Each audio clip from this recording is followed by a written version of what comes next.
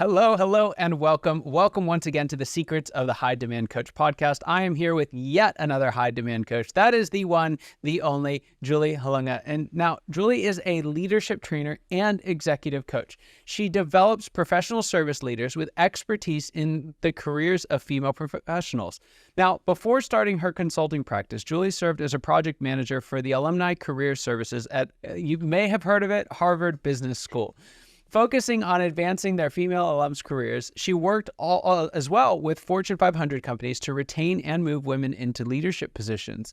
Now, Julie earned her Bachelor's of Arts at Union College and her MBA at Boston College. She also completed coursework in another little-known institution. She studied Neuroscience of Business at Massachusetts Institute of Technology. Suffice it to say, Julie knows a thing or two about the topics we're going to cover here today and a whole lot more. Well, Julie, so excited to have you on the show. I told you ahead of time, I've got so many questions. I don't know how we're going to fit them all in, but I know I'm going to learn something here today. So without further ado, without me talking anymore, welcome to the show. Why don't you start us off before we get to some of the work you're doing with clients these days?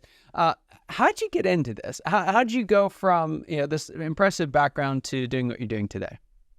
Thank you, Scott. I'm excited to have this conversation with you. So really, I always tell people, whether it's clients or people starting out in their careers, we always think like we have this plan and we're going to be on this path. And there are always things that come up that we don't expect that, instead of being on this ladder for our careers, I think of it as this lattice approach. So I had been, as you mentioned, at Harvard Business School working with alumni and really helping them figure out where they want to be in their careers, what they want to be doing, maybe different than what they always had been doing. And I realized that I really loved those days where I got to interact with either with the alumni or with, at the time, it was mostly Wall Street firms who were looking to retain and advance their female leaders. And I really loved those one-on-one conversations that I was having with our alumni. And we left Boston. I married a Canadian. We left Boston. We moved to Canada. And our kids were really little at the time. And I realized during that time that it really was it was very energizing to me to interact with people and advise them and ask them some really good questions. So then we moved to Denver, just outside of Denver, Colorado. And at that point, my kids were full-time in school, and I had this moment, this real pivotal moment where I loved my job, I loved what I was doing, but I wanted to do more. I wanted to be able to help these individuals and the teams that they were working on even more. And I never forget this moment, but I was laying in bed. I had a stomach bug. I had torn my Achilles, like just, everything that physically could go wrong seemed to be going wrong. And I was laying in bed, and I had this thought, like, I advise people all day long on their careers, but I never took a step back to think about what do I want and how do I want to be spending my days.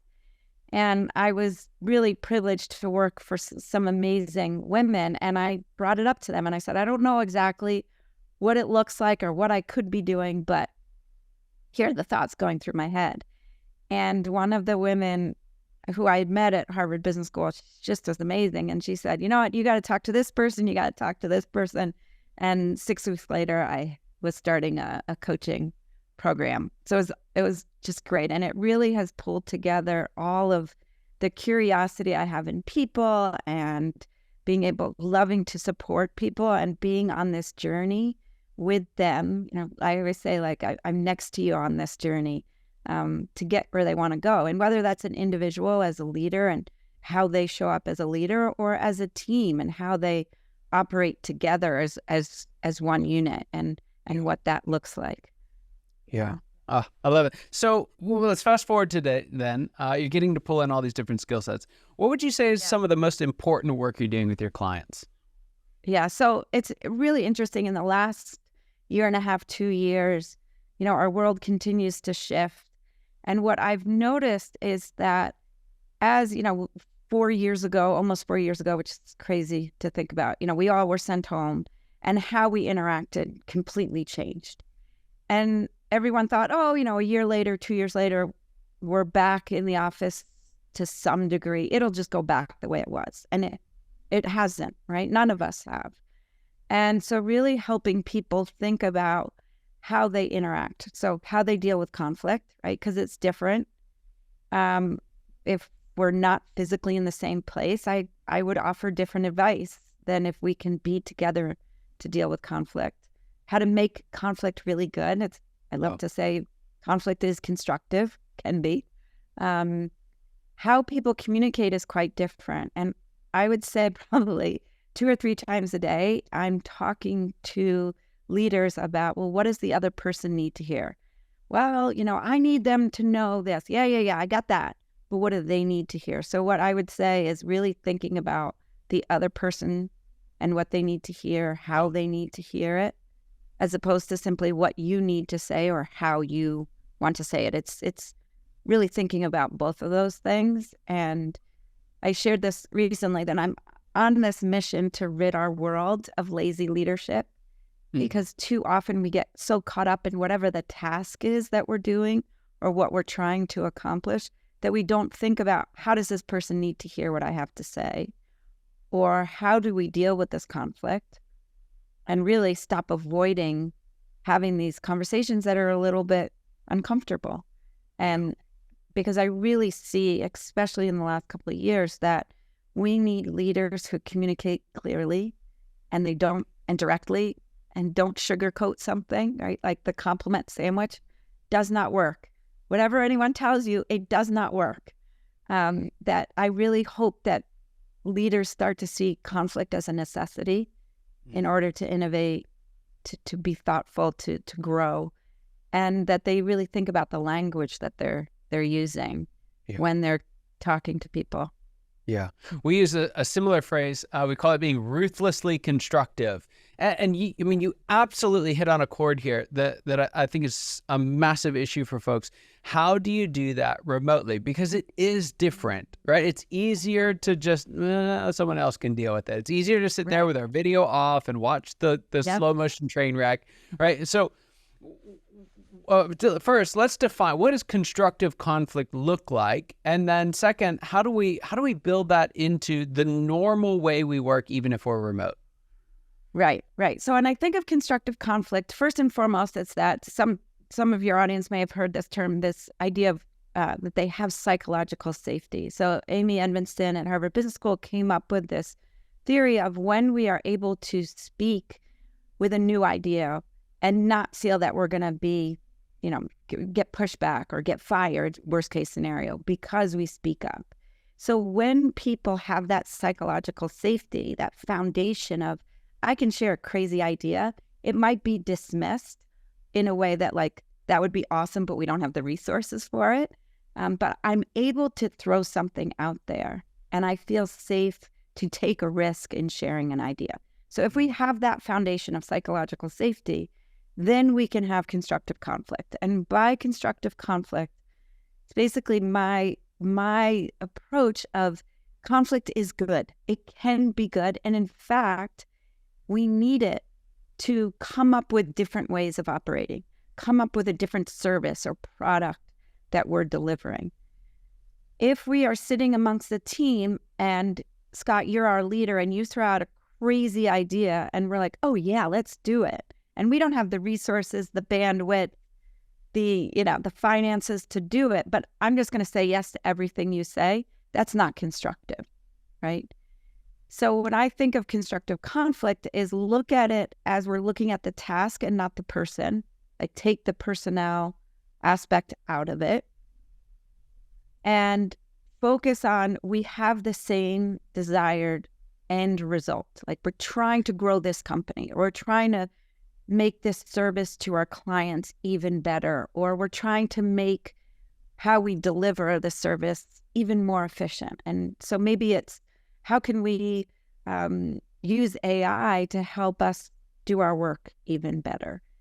And there may be people who don't agree with that, right? But if we're able to pull out all of the ideas and really stay focused on the idea or the task and not, oh, here comes Scott again with some crazy idea that's never going to happen, right? Because then we just shut off completely to the possibilities. Right. When I see teams operating where they do see conflict as constructive, what often happens is someone lobs in some crazy idea and they're not going with that idea, but it gets them to something. It gets them thinking in a different way. So that's really constructive. Like if I throw out some idea and you're like, absolutely not, but you got me thinking, what about this? To me, that's constructive conflict and that's success because we're able to be innovative that way. Yeah, I think you hit on such a key point there, that they see conflict as constructive. There are two groups that I do most of my work with. There are founder-led organizations, most of them businesses, and then I work with nonprofits as well. And both of them are horrible at this, right? For very different reasons. So one is the founder is the one bringing the crazy ideas, and no one's going to tell the founder what to do with their business. Absolutely. Right? And then the other one, the nonprofit world, like they see conflict as being antithetical to their purpose, right? They're trying to bring help and unity and rainbows and unicorns to some extent. And both of those environments, they struggle to see conflict as constructive. What's the cost of that? What I see is lack of growth, lack of innovation, lack of productivity, lack of alignment. You lose people, and that might be your employees, your clients or customers, or for the nonprofit, it's who they're supporting or who they're getting their donations from. Because and I think, what's crazy about that is I could not agree more. But those are the reasons why we don't pursue conflict, right? It's you're hanging on to the very thing that you're going to lose by doing it that way. So I want to bring us back to my original question and kind of let you do a 2-for-1 here. How do we create constructive conflict, especially in the remote environment that we're all working in right now? Right. So I always look at this, whether it's conflict, difficult conversation, whatever it might be, it's twofold. It's one, it's having the awareness, the self-awareness of what's going on for you. So understanding what hot buttons are being pushed. So that's often the conversation that I will have with leaders and their teams of, this is probably bringing something up from a decade ago or 2 decades ago. Right. And you're then taking that experience and kind of putting it on this one, which may have no relation whatsoever, but it's triggering something internally. So having the self-awareness of, I don't address conflict with this individual, or I don't address conflict in this situation or under these circumstances, but I do with this individual. I'm comfortable with this, having that harder conversation in these circumstances. So it's that one piece is the self-awareness. And then the other piece is really the skill set of, okay, now I know I'm in conflict. Or maybe I'm in like what I kind of call like the misunderstanding, which is a precursor to conflict. Having the awareness, oh, I'm here, and then having the skills to do something about it. Right. And so I come in and help teams in both of those instances. And when I see, obviously the opposite of constructive, maybe not obvious, the opposite of constructive conflict is destructive, where we're focusing on the person. Like I said before, like here comes Scott with his crazy idea and I don't want to deal with that. And I'm cleaning up his mess, or he went awry and now I have to pick up the pieces behind him. Yeah. But really having that awareness that it's going on, and we all move so fast these days, we don't take a moment to step back and think about, I need to have this conversation. I don't want to, but I need to do it. Yeah, so true. World. To answer your question. Yes. In the remote world, ideally speaking, trying to be in person. But like the client I met with yesterday, she lives in Denver. She has team members in Europe and Asia and Africa. And like, it's just, that's not going to happen in the moment when it needs to happen. So then being on Zoom and what I always, or, video of some kind, and being able to lay eyes on the person and hopefully being able to notice and pay attention to some body language.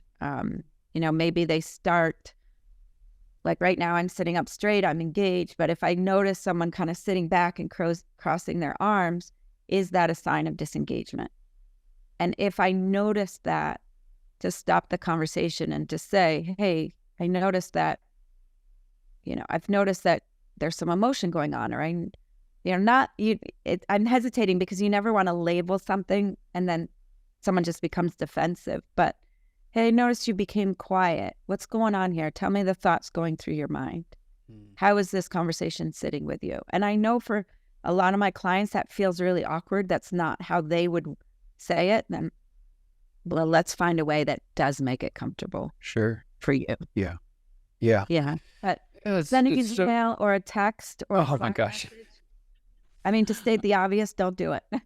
Yeah. And for anyone who thinks that will be expedient, I just had to sit through a 3-hour meeting with a group who sent a series of text messages, and it was a non-constructive conflict leading up to that point. And it took 3 hours to resolve it. So yeah, you're not saving yourself in the long run. That aside, there's one other big point, and this again kind of brings together a couple of your worlds. How do women and men engage in constructive conflict differently? Are there differences? Should there be differences? What's your insight there? Yeah, so I have some research on this that shows there isn't much difference.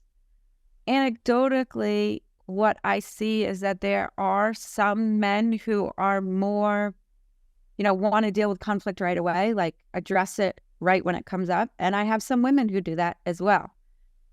What I notice the difference is if there is an only in the room. So if there is one man in the room or one woman and everyone else is of the opposite gender, then that's where there can be a difference, because they feel like I'm the only one who's thinking this way, or I'm the only one who doesn't want this to escalate. And then we have to have a 3-hour meeting because we didn't address this earlier on. But that's the difference that I notice more. And really the difference that I see, and this comes out of an assessment I use with all of my clients, which is called emergenetics, which really looks at how people prefer to communicate. And it really helped understand each other to de-escalate conflict. And what we measure, we call it assertiveness, but it really measures how people deal with conflict. So at one end of the spectrum, there are people who are like, I see this happening, I'm going to deal with it right now. And because I don't want it to escalate even more or to become disastrous or polarizing. And at the other end of the spectrum, so they're energized by having that conversation and dealing with it. At the other end of the spectrum, I call them our peacekeepers, because they don't avoid conflict, which is a huge misconception, but they will do anything in their power to prevent it from happening in the first place. So if they notice that conflict happens when Scott is not involved in the conversation from the start, they'll bring Scott into the conversation at the start. And so it's really helping people to understand what sets them off and what their natural response to conflict is.